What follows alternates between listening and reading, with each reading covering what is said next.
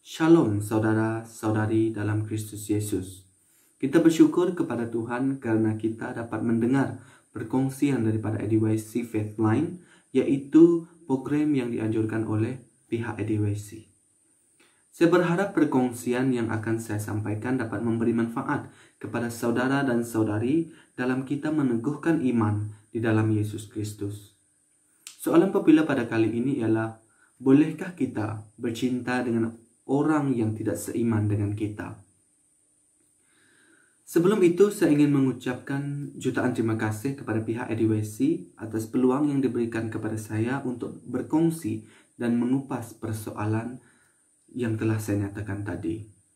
Secara jujurnya, soalan ini agak rumit bagi saya, karena ia melibatkan beberapa hal yang sensitif, terutama bagi kita yang hidup di negara yang mempunyai masyarakat berbilang kaum dan agama. Terlebih dahulu lebih baik kita memahami apakah itu cinta dan tidak seiman. Apakah itu cinta? Selalunya kawan-kawan saya katakan bahwa mereka mahukan seseorang itu atas dasar cinta. Tetapi saya bertanya kepada mereka, what do you know about love? Perkataan bahasa Inggris love membawa maksud cinta dan kasih.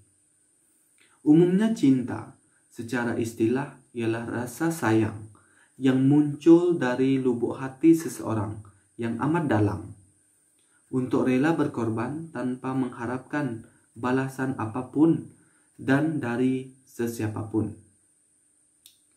Namun realitinya, semua orang mahukan perasaan cinta mereka dibalas oleh seseorang yang mereka suka dan sayang. Tidak mahulah kita disebut sebagai cinta bertepuk sebelah tangan. Perasaan cinta juga melibatkan perasaan romantis dan hawa nafsu. Manakala kasih pula, menurut Alkitab, bermaksud penyabar dan penyayang, serta tidak sombong terhadap apa yang kita miliki. 1 Korintus pasal 13 ayat 4 hingga 5. Kasih itu penyabar dan penyayang. Kasih tidak iri hati, tidak membanggakan diri dan tidak angkuh. Kasih tidak berkelakuan biadab, tidak memburu kepentingan sendiri, tidak cepat meradang, tidak memperhitungkan kesalahan orang lain. Petikan ini menyatakan bahwa cinta dan kasih itu mempunyai maksud yang berbeza sama sekali. Apakah itu tidak seiman? Perkataan iman itu sendiri datang dari perkataan Yunani, pistis, yang digunakan di dalam Perjanjian Baru. Iman merujuk kepada sifat seseorang yang percaya dan memberi kesetiaan kepada sesuatu yang mereka sembah. Bagi kita sebagai orang Kristen, kita beriman kepada Yesus Kristus yang menjadi Tuhan dan Juru Selamat di dalam kehidupan kita. Efesus pasal 4 ayat 3 hingga 5, dan berusaha memilih perpaduan dalam roh dengan ikatan sejahtera. Kamu hendaklah satu tubuh dan satu roh, sebagaimana kamu telah dipanggil dengan satu harapan panggilan itu. Satu Tuhan, satu iman, satu baptisan. Tidak seiman pula dapat difahami sebagai sifat yang bercanggah dengan mempunyai iman, di mana seseorang itu beriman kepada sesebuah agama yang bukan Kristen. Lebih mudah disebut sebagai tidak sama kepercayaan. Apakah motivasi kita di dalam sesebuah percintaan? Saya ingin mengajak saudara dan saudari sama-sama berpikir tentang motivasi kita sebelum menjalinkan sesebuah hubungan percintaan dengan seseorang yang tidak beriman.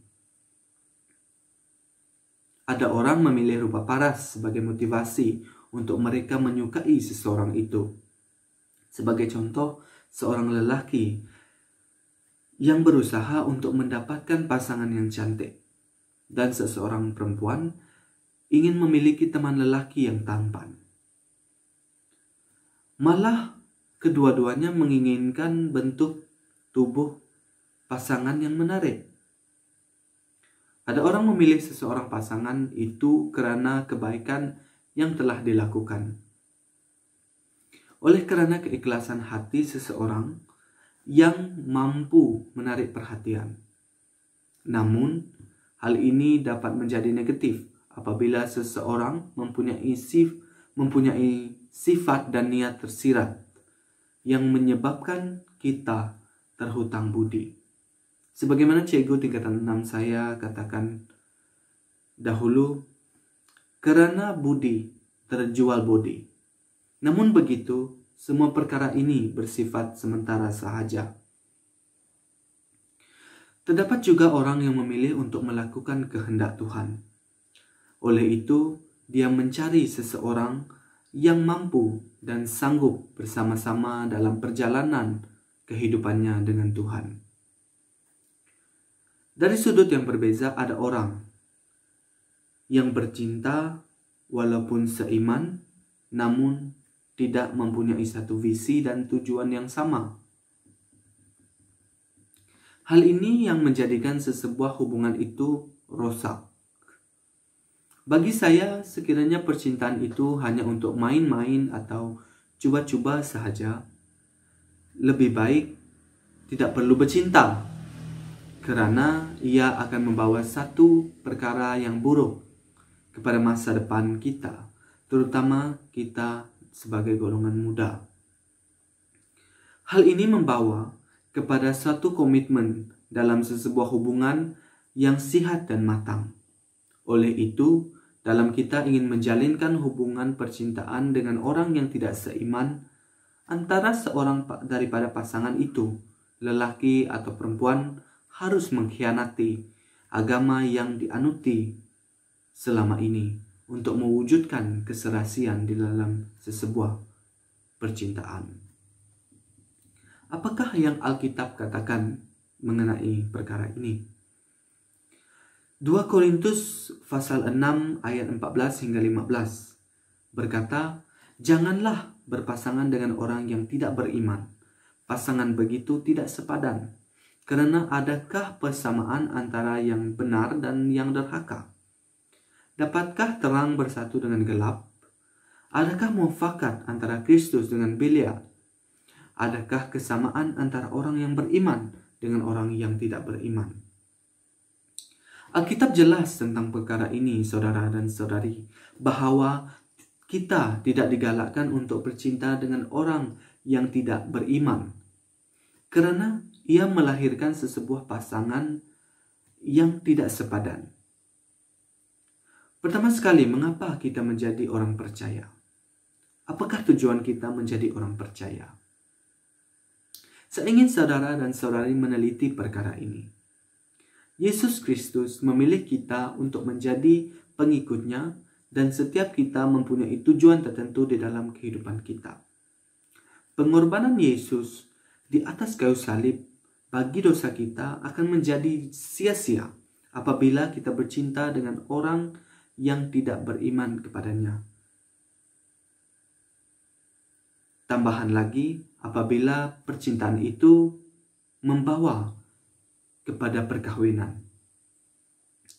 Mengapa saya berkata demikian? Karena Yesus telah memilih kita yang membuatkan kita yakin terhadapnya di dalam kehidupan kita.